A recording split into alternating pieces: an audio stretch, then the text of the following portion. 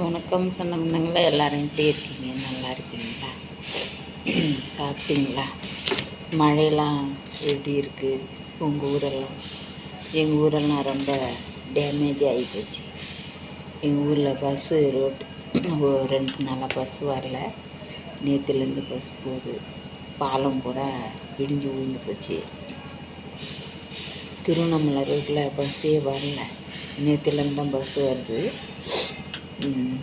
அப்புறம் கெடார்லேருந்து இப்படி எங்கள் அம்மா வீட்டுக்கு போகிற வழி சுத்தமாகவே அறுத்துக்கின்னு போயிடுது.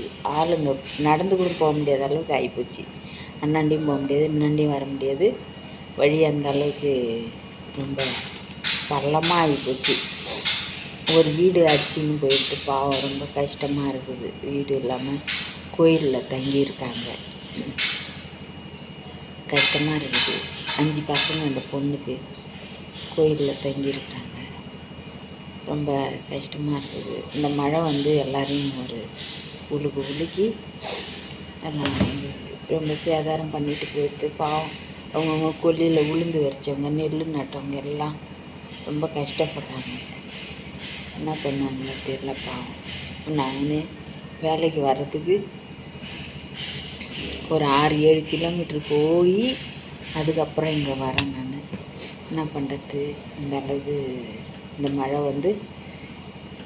ரொம்ப எல்லாரையும் பாடுபடுத்திட்டு போயிடுது.